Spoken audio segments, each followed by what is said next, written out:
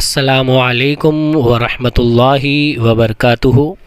پیارے بچوں، میں انصاری رضوان اسٹینڈرڈ 9 کے تمام بچوں کا آج کی اس سائنس 1 کی کلاس میں خیر مقدم کرتا ہوں۔ آج ہم ہمارا سائنس 1 کا سبق نمبر 12 آواز کا مطالعہ یہ سبق شروع کریں گے انشاءاللہ۔ اس سبق میں ہم جو چیزیں سمجھنے والے ہیں وہ کچھ اس طرح ہے: آواز کی لہریں، آواز کی رفتار، آواز کا انعکاس، انسانی کان اور سماعت، زیر صوتی آواز اور بالا صوتی آواز کسے کہتے ہیں، یہ تمام نکات ہم انشاءاللہ اس سبق میں سیکھنے والے ہیں۔ آج کی اس کلاس میں ہم دیکھیں گے کہ آواز کہتے کسے ہیں، واسطہ کیا ہوتا ہے، طولی لہریں اور عرضی لہریں یہ ہم کسے کہتے ہیں، تخفیف اور تلطیف سے کیا مراد ہے، اسی طریقے سے آواز کی لہروں کا طول موج، تعدد، ارتعاشی عرض اور آواز کی لہر کا وقفہ دور کسے کہتے ہیں، یہ تمام چیزیں آج انشاءاللہ تعالی ہم سمجھیں گے۔ تو آئیے ہم شروع کرتے ہیں آواز سے۔ بچوں، جیسا کہ ہم جانتے ہیں کہ آواز توانائی کی ایک قسم ہے۔ توانائی اور دوسری قسموں کی بھی ہوتی ہے۔ اگر ہم ان کی مثال لیں، جیسے شمسی توانائی، سورج کی توانائی۔ پہلے ہم سورج کو صرف روشنی کا ذریعہ سمجھتے تھے، لیکن بعد میں جیسے جیسے سائنس نے ترقی کی تو سورج کی روشنی میں جو توانائی موجود ہے اسے ہم شمسی توانائی کہتے ہیں، اور اس توانائی سے مختلف کام ہم لیتے ہیں۔ بجلی کی پیداوار بھی کی جاتی ہے، شمسی آلات بنائے جاتے ہیں۔ تو پتہ چلا کہ شمسی توانائی بھی توانائی کی ایک قسم ہے۔ اسی طریقے سے مقناطیسی توانائی، مقناطیس لوہے سے بنی چیزوں کو اپنی طرف کشش کرتا ہے، اور یہ کشش مقناطیسی قوت کی وجہ سے ہے۔ اس طرح کی توانائی کو ہم مقناطیسی توانائی کہتے ہیں۔ اسی طریقے سے برقی توانائی، ایک چھوٹے سے LED بلب کے روشن ہونے سے لے کر بڑے بڑے کمپیوٹر اور ایروپلین کے اڑنے میں اور ان کو صحیح طریقے سے استعمال کرنے میں بجلی کتنی اہمیت کی حامل ہے یہ ہم جانتے ہیں۔ یہ بھی توانائی کی ایک قسم ہے۔ بچوں، ہم دیکھ رہے ہیں کہ توانائی کی مختلف قسمیں کون کون سی ہے۔ اگلی ہم نے ایک مثال لی ہے زمین کی ثقلی توانائی کہ مثال زمین کے اطراف چاند جو گردش کر رہا ہے، جیسا ہم نے اوپر ایک اینیمیشن میں آپ کو دکھایا ہے، اسی طریقے سے مصنوعی سیارے زمین کے اطراف گردش کر رہے ہیں، جس کی مدد سے ہم موسمیات اور دیگر معلومات حاصل کرتے ہیں۔ اسی طریقے سے زمین کی ثقلی توانائی ہی ہے جس کے ذریعے سے ہم زمین پر صحیح طریقے سے پیدل چل سکتے ہیں۔ چونکہ چاند کی ثقلی توانائی کم ہے، اسی لیے چاند پر پیدل چلنے کے واسطے ہم زمین کی طرح طریقہ استعمال نہیں کر سکتے، وہاں ہمیں اچھل کر کے چلنا پڑتا ہے کیونکہ اس کی ثقلی توانائی کم ہے۔ ہم نے دیکھا کہ جس طرح سے یہ مختلف قسمیں ہیں توانائی کی، اسی طرح سے آواز بھی توانائی کی ایک قسم ہے۔ ٹھیک ہے بچوں، آواز بھی کیا ہے؟ دیگر توانائی کی قسموں کی طرح آواز بھی توانائی کی ایک قسم ہے۔ آئیے اب ہم سمجھتے ہیں واسطہ کسے کہتے ہیں۔ اصل میں واسطہ کہتے ہیں ذریعہ کو۔ اگر ہم کہیں کہ آواز کا واسطہ کسے کہیں گے تو ہم اسے اس طرح کہتے ہیں کہ جس ذریعے سے آواز کی اشاعت ہو، یعنی آواز پھیلے، ایک جگہ سے دوسری جگہ جائے۔ آپ کے موبائل سے، آپ کے لیپ ٹاپ سے یا آپ کے ٹی وی سے آواز جو آ رہی ہے آپ کے کانوں تک، تو وہ کس کے ذریعے سے آ رہی ہے؟ وہ واسطہ کہلائے گا۔ یہ ذریعہ، یہ واسطہ ٹھوس بھی ہو سکتا ہے، جیسے مثال کے طور پر اگر آپ کا دروازہ کوئی نوک کرے تو آپ کو اندر اس کی آواز سنائی دیتی ہے۔ یہ نوک کرنے کی آواز اس ٹھوس میں سے گزر کر باہر آ رہی ہے، تو ہم کہتے ہیں کہ ٹھوس چیزیں بھی آواز کے واسطے کا کام کر سکتی ہے۔ ٹھوس اشیاء بھی آواز کے لیے واسطے کا کام کر سکتی ہے۔ اسی طریقے سے اگر ہم مائع دیکھیں تو بچوں یہاں آپ کے سامنے ایک ویل مچھلی دکھائی گئی ہے جس کی آواز کئی کلومیٹر دور سے سمندر کے اندر سنائی دیتی ہے۔ پتہ یہ چلا کہ آواز پانی کے اندر سے، مائع کے اندر سے بھی گزرتی ہے۔ اسی طریقے سے گیس اور ہوا، جیسا کہ ہم زمین پر ہے، ایک دوسرے کی باتیں ہم سن رہے ہیں، تو یہ ایک آسان سی مثال ہے کہ آواز ہمارے کانوں تک کے اس ہوا کے پردے کے ذریعے سے، ان گیس کے ذریعے سے ہمارے کانوں تک کے پہنچتی ہے۔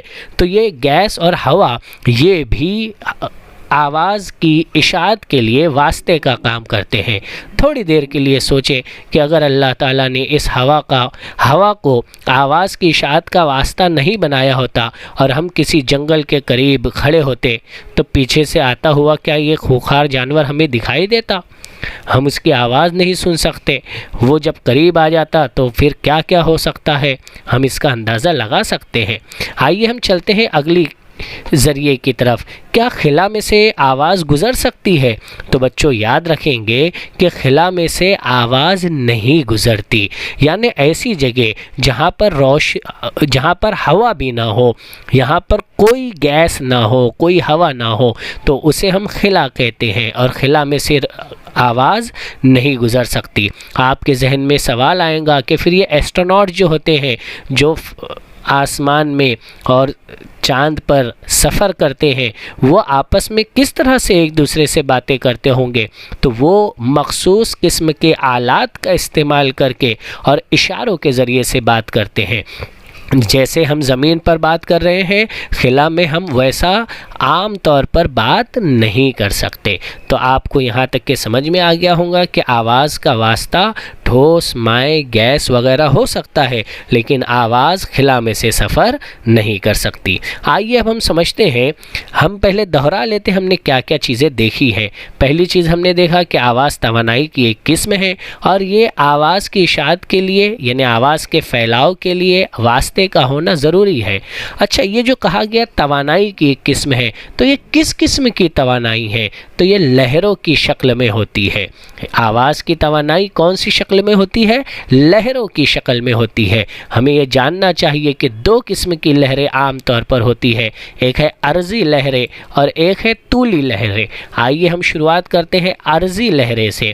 عرضی لہریں، جسے ہم انگلش میں کہتے ہیں ٹرانسورس ویو، ہم اسے ایک چھوٹے سے اینیمیشن کے ذریعے آپ کو دکھا رہے ہیں کہ یہاں پر دیکھیے، اگر میں اس عرضی لہروں کو آسانی سے سمجھانے کے لیے دو نکات لے لوں، اے، اور یہ لہریں کدھر سے کدھر جا رہی ہے؟ اے سے بی کی جانب، تو میں کیا کہوں گا، یہ دیکھیے یہاں آپ کو دوسری طریقے سے بھی اینیمیشن کے ذریعے سے دکھایا گیا ہے۔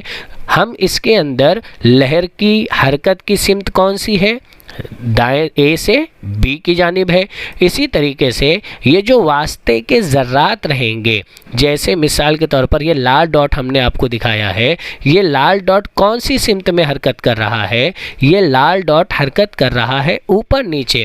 پتہ یہ چلا کہ لہر کی حرکت کی سمت اور واسطے کے ذرات کی حرکت کی سمت یہ ایک دوسرے پر عموداً اگر رہیں گی تو اس طرح کی لہروں کو ہم عرضی لہریں کہیں گے۔ اس کی ایک آسان سی مثال، اگر ہم پانی میں ٹھہرے ہوئے پانی کے اندر اگر ہم پتھر پھینکیں تو وہاں سے عرضی لہریں اٹھتی ہوئی ہمیں نظر آتی ہے کہ لہریں تو آتی ہے باہر کی جانب، لیکن پانی کے سالمات یہ حرکت کرتے ہیں اوپر نیچے کی طرف، تو یہ ایک عرضی لہریں کی مثال ہے۔ آئیے اب ہم سمجھتے ہیں طولی لہریں کسے کہتے ہیں، جسے انگلش میں لانگیٹیوڈنل ویو کہا جاتا ہے۔ تو دیکھیے یہاں پر آپ کو لانگیٹیوڈنل ویو کا اینیمیشن دکھایا گیا ہے۔ اسے آسان طور پر سمجھنے کے لیے ہم پھر سے کیا کرتے ہیں، پہلے سمت طے کر لیتے ہیں کہ یہ لہریں کہاں سے کہاں سفر کر رہی ہے۔ یہ لہریں سفر کر رہی ہے اے سے بی کی طرف۔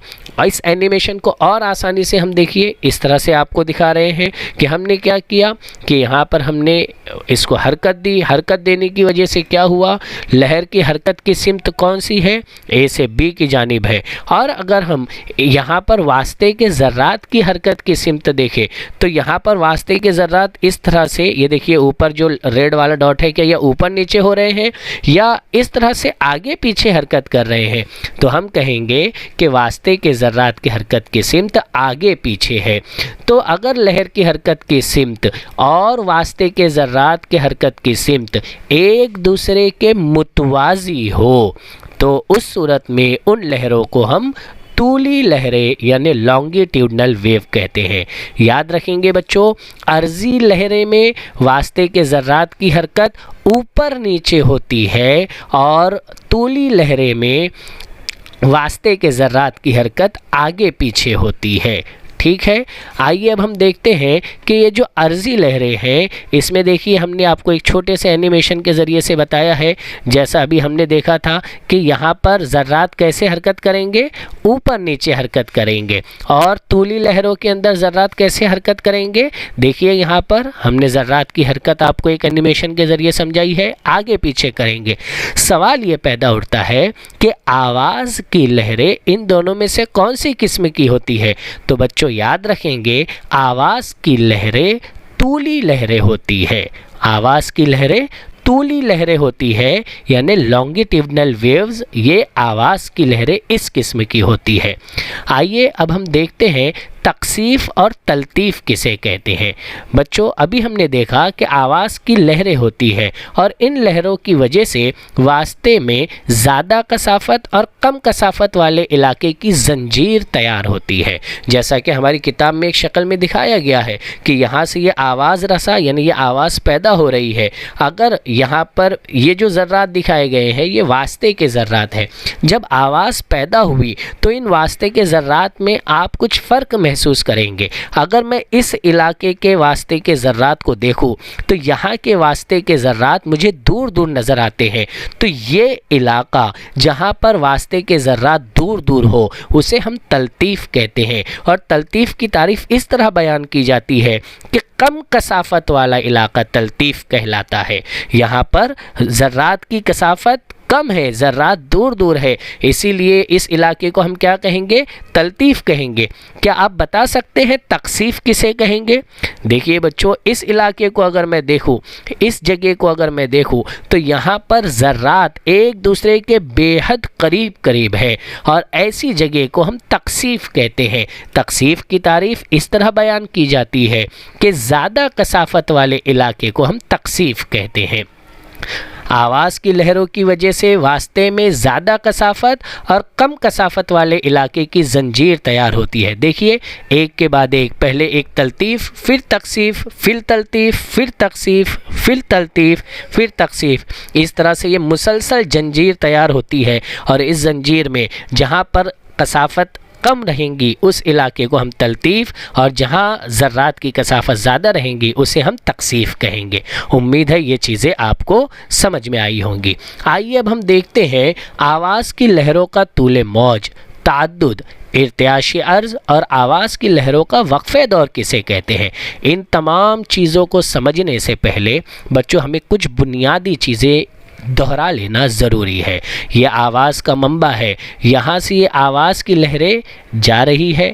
ہم نے کیا کیا کہ اس کے وسط سے ہم نے ایک خط ڈرا کر لیا تاکہ ہم اسے لہروں کو آسانی سے سمجھ سکیں۔ اس وسطی مقام سے یہ لہریں جتنی اوپر جا رہی ہے وہ آخری نقطہ کہ اس سے آگے اب یہ لہریں واپس نیچے کی طرف آئیں گی، تو یہ اوپر جانے والی لہروں کا سب سے آخری نقطہ یہ کہلائیں گا فراز۔ اسی طریقے سے ہر جگہ پر فراز رہیں گے، اور اگر ہم اس وسطی خط سے یہ لہریں کتنی نیچے جا رہی ہے، نیچے جانے والا سب سے آخری نقطہ کہ یہاں پر یہ لہریں آ رہی ہے، اور یہ نقطہ وہ نقطہ ہے کہ اس سے نیچے لہر نہیں جائیں گی، اب یہاں سے دوبارہ لہریں اوپر آنا شروع ہوں گی، تو اس نقطے کو ہم کہیں گے نشیب۔ اسی طریقے سے نشیب ہوتا ہے، فراز نشیب، فراز نشیب، فراز نشیب، اس طرح سے یہ لہریں بنتی ہے۔ اگر ہم دیکھیں تو جہاں سے آواز کا منبع نکلا ہے وہاں سے ایک فراز اور ایک نشیب جب مکمل ہوتے ہیں تو ہم اسے کہتے ہیں کہ ایک مکمل لہر بنی ہے، یا میں کہتا ہوں کہ ایک اہتزاز مکمل ہوا ہے۔ آئیے ہم اسے پھر سے ایک مرتبہ سمجھتے ہیں۔ یہ میں نے آواز کا منبع لیا، یہ میں نے وسطی خط پہلے ڈرا کر لیا، یہ پہلا میرا فراز ہے، یہ میرا نشیب ہے۔ نقطہ لہر کہاں سے شروع ہوئی تھی؟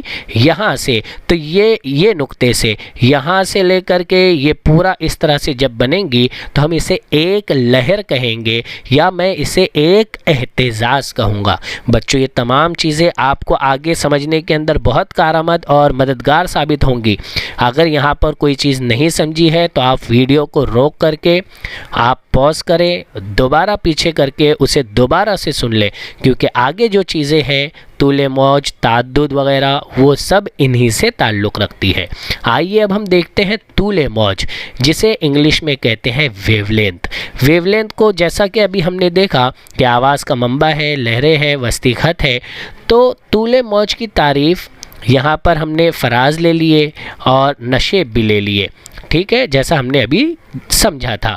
طول موج کی تعریف اس طرح بیان کی جاتی ہے کہ دو مسلسل نشیب، یعنی ایک کے بعد ایک آنے والے، یا فراز کا درمیانی فاصلہ، یہ طول موج کہلاتا ہے۔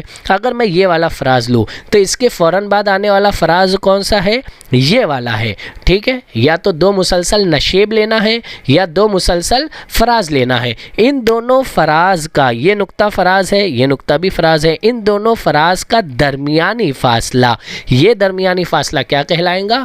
طول موج کہلائیں گا۔ یا ہم اس طرح سے بھی بیان کر سکتے ہیں کہ میں نے نشیب لیا، یہ دوسرا نشیب ہے، ان دونوں نشیب کا درمیانی فاصلہ، یہ درمیانی فاصلہ بھی طول موج کہلائیں گا۔ طول موج کی تعریف ہم ایک اور طریقے سے بیان کر سکتے ہیں کہ ایک مکمل لہر کی لمبائی۔ اصل میں دیکھیے بچوں، لہر جو ہوتی ہے وہ ویو ہوتی ہے اور لینتھ جو ہوتی ہے لمبائی ہوتی ہے، یعنی ایک لہر کی لمبائی۔ ہم اسے آسانی سے یاد بھی رکھ سکتے ہیں، ویو لینتھ کے نام کو دیکھتے ہوئے ہم اسے آسانی سے بیان بھی کر سکتے ہیں۔ دیکھیے جیسا کہ ہم نے یہ پہلا نشیب، یہ فراز، ٹھیک ہے، تو یہاں پر یہ لہر اس نقطے سے شروع ہوئی اور یہاں پر یہ لہر ختم ہوئی، یہاں یہ ایک پوری لہر بنی ہے، تو یہ جو نقطہ رہے گا جہاں سے لہر شروع ہوئی وہاں سے لے کر جہاں پر لہر مکمل ہوئی، اس ایک لہر کے درمیانی فاصلے کو، اس کی لمبائی کو، اسے بھی ہم طول موج کہیں گے۔ ٹھیک ہے بچوں، طول موج کو ہم ایک علامت، یونانی لفظ ہے لیمڑا، اس سے ظاہر کرتے ہیں، اور اس کی جو ایسائی اکائی ہے اسے ہم میٹر یعنی ایم سے ظاہر کرتے ہیں۔ یہ چیز بچوں آپ یاد رکھیں گے، کیونکہ ہمیں ایسائی اکائی اور ویو لینتھ کو ظاہر کرنے کے واسطے جو یونانی حرف ہم نے استعمال کیا ہے وہ فارمولے میں یوز ہوتے ہیں۔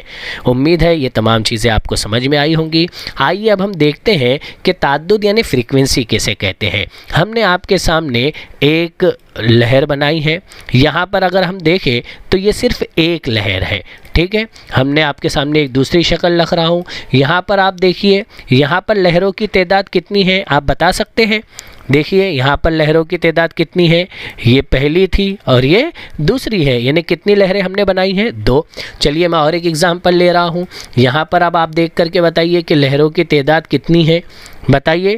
یہاں پر لہروں کی تعداد ہے 3، ٹھیک ہے، یاد رکھیں گے۔ یہ 3 شکلیں ہم نے آپ کے سامنے رکھی ہے۔ تو اب تعدد یعنی فریکوینسی، اس کی تعریف کس طرح بیان کی جاتی ہے کہ 1 سیکنڈ میں بننے والی لہروں کی تعداد۔ آسان ہے، 1 سیکنڈ میں بننے والی لہروں کی تعداد کو ہم کیا کہتے ہیں؟ تعدد یعنی فریکوینسی کہتے ہیں، اور اسے ہم ایک یونانی حرف ہے نیو، اس سے ظاہر کرتے ہیں، یہ اس کی علامت ہے۔ بعض مرتبہ ہم اسے اسمال ایف سے بھی ظاہر کرتے ہیں، اور اس تعدد یعنی فریکوینسی کی ایسائی اکائی ہرٹز ہے، جسے ہم کیپٹل ایچ اسمال زیڈ اس طرح سے ظاہر کرتے ہیں۔ آئیے اب ہم اسے اس اینیمیشن کے ذریعے سے، جو شکلیں ہم نے لی ہے اس کے ذریعے سے سمجھتے ہیں۔ تعدد یعنی فریکوینسی کیا؟ ہم نے کیا دیکھا بچوں کہ 1 سیکنڈ میں بننے والی لہروں کی تعداد 1 سیکنڈ میں چلیے ہم شکل نمبر اے سے دیتے ہیں، پہلی شکل کو ہم اے نام دیتے ہیں۔ یہاں پر ہم فرض کرتے ہیں کہ 1 سیکنڈ میں ہم نے دیکھا کہ صرف ایک لہر بن رہی ہے، تو ہم کیا کہیں گے کہ اس لہر کی فریکوینسی کتنی ہے؟ 1 ہرٹز ہے، کیونکہ 1 سیکنڈ میں کتنی لہر بنی؟ 1 بنی، تو ہم کہیں گے کہ اس کی فریکوینسی، اس کا تعدد کتنا ہے؟ 1 ہرٹز ہے۔ ہرٹز کیوں؟ کیونکہ ابھی ہم نے دیکھا کہ تعدد اور فریکوینسی کی ایسائی اکائی کیا ہے؟ ہرٹز ہے۔ چلیے میں دوسری شکل کو شکل نمبر بی نام دیتا ہوں۔ اس میں 1 سیکنڈ میں اب کتنی لہریں بن رہی ہے؟ ہم نے دیکھا کہ 1 سیکنڈ میں اب 2 لہریں بن رہی ہے، تو ہم نے اس کو کیا کہنا ہے کہ اس کی فریکوینسی کتنی ہے؟ 2 ہرٹز ہے، کیونکہ کیا تعریف کیا ہے؟ 1 سیکنڈ میں بننے والی لہروں کی تعداد۔ یہاں پر شکل نمبر بی میں 1 سیکنڈ میں کتنی لہریں بن گئی؟ 2 لہریں بن گئی، تو اس کی فریکوینسی کتنی ہو گئی؟ 2 ہرٹز ہو گئی۔ اگر میں اسے شکل نمبر سی نام دوں تو یہاں پر ہماری لہروں کی تعداد کتنی ہے بچوں؟ 3 ہے، تو یہاں پر ہم کیا کہیں گے کہ اس کی فریکوینسی کتنی ہے؟ 3 ہرٹز ہے۔ تو ہم یہ بیان کرتے ہیں کہ 1 سیکنڈ میں بننے والی لہروں کی تعداد کو تعدد یعنی فریکوینسی کہتے ہیں۔ اگر 1 سیکنڈ میں صرف ایک لہر بنے گی تو اس کی فریکوینسی 1 ہرٹز ہوں گی، اگر 2 لہر بنیں گی تو اس کی فریکوینسی 2 ہرٹز ہوں گی، اگر 1 سیکنڈ میں 3 لہریں مکمل بنیں گی، 3 اہتزاز مکمل ہوگا تو ہم اسے کہیں گے کہ اس کی فریکوینسی 3 ہرٹز ہے۔ اسی طریقے سے 1 سیکنڈ میں جتنی زیادہ لہریں بنیں گی وہ اس کی فریکوینسی یعنی تعدد کہلائے گا۔ ٹھیک ہے، آئیے اب ہم چلتے ہیں آگے ارتعاشی عرض اور آواز کی لہر کا وقفہ دور کی طرف۔ پہلے ہم سمجھتے ہیں ارتعاش عرض یعنی ایمپلیٹیوڈ کو۔ ایمپلیٹیوڈ کے اندر ہم نے دیکھا کہ یہاں پر ہم نے آواز کا منبع لیا اور یہاں پر ہم نے ایک اہتزاز مکمل بنایا، تو بچوں یہاں پر وسطی حالت، یہ ہم نے ایک اہتزاز مکمل بنایا، یہ جو وسطی حالت ہے یہاں سے جسم کے وسطی حالت سے زیادہ طے کردہ فاصلہ، یعنی یہاں سے یہ جو اوپر کا فراز کا فاصلہ ہے، یہ جو نقطہ فراز ہے، یہ وسطی حالت سے کتنی دوری پر ہے، کتنی اونچائی پر ہے، یہ اس لہر کا ارتعاش عرض یعنی ایمپلیٹیوڈ کہلائے گا۔ اور اسی طریقے سے ہم یا تو نشیب کو دیکھیں کہ وسطی حالت سے نشیب، نقطہ نشیب کتنی دوری پر ہے، وہ اس کا ارتعاش عرض یعنی ایمپلیٹیوڈ کہلائیں گا۔ اسے ہم اے سے ظاہر کریں گے اور اس کی اکائی ایسائی اکائی میٹر رہیں گی۔ مثال کے طور پر ہم فرض کرتے ہیں کہ یہ وسطی حالت سے نقطہ فراز یہ 2 میٹر کی اونچائی پر ہے، تو ہم کیا کہیں گے کہ اس لہر کی ایمپلیٹیوڈ یعنی ارتعاش عرض کتنا ہے؟ 2 میٹر ہے۔ آئیے اب ہم سمجھتے ہیں کہ لہر کا وقفہ دور کسے کہتے ہیں، یعنی جسے ہم ٹائم پیریڈ کہتے ہیں۔ تو یہاں پر ایک اہتزاز مکمل ہونے کے لیے درکار وقت، ٹھیک ہے، آسان سی ڈیفینیشن ہے۔ ایک اہتزاز ہم ابھی جانتے ہیں کسے کہتے ہیں، ایک اہتزاز مکمل ہونے کے لیے درکار وقت کیا کہلائیں گا؟ آواز وقفہ دور کہلائیں گا۔ جیسے ہم نے یہاں پر یہ پہلا اہتزاز کہاں سے شروع ہوا بچوں بتائیے؟ یہ ہم نے پہلا اہتزاز مکمل ہو گیا کیا؟ نہیں، اب یہ اہتزاز مکمل ہوا ہے، تو یہاں پر یہ ایک اہتزاز مکمل ہونے کے لیے جتنا ٹائم لگے گا وہ وقت اس کا وقفہ دور رہے گا۔ وقفہ دور کو ہم ظاہر کرتے ہیں ٹی سے، اور اس کی ایسائی اکائی چونکہ وقت ہے اس کی اکائی رہیں گی سیکنڈ، اسے ہم ظاہر کریں گے ایس ای سی یا صرف ایس سے۔ اگر مثال کے طور پر یہاں سے یہاں تک کہ ایک اہتزاز مکمل ہونے کے لیے مثال کے طور پر اگر 3 سیکنڈ لگ رہے ہیں تو ہم کہیں گے کہ اس لہر کا وقفہ دور یعنی ٹی برابر 3 سیکنڈ ہے۔ امید ہے یہ تمام چیزیں آپ کے سمجھ میں آئی ہوں گی۔ آنے والے لیکچر میں ہم انشاءاللہ تعالی سمجھیں گے کہ حد سماعت کسے کہتے ہیں، بالا صوتی اور زیر صوتی آواز سے کیا مراد ہے، اور آواز کا انعکاس یہ کسے کہا جاتا ہے۔ انشاءاللہ تعالی آنے والی کلاس میں ہم یہ تمام چیزیں سمجھیں گے۔ آج کے لیکچر میں صرف اتنا ہی۔ جزاک اللہ خیر و احسن الجزا۔ السلام علیکم ورحمۃ اللہ وبرکاتہ۔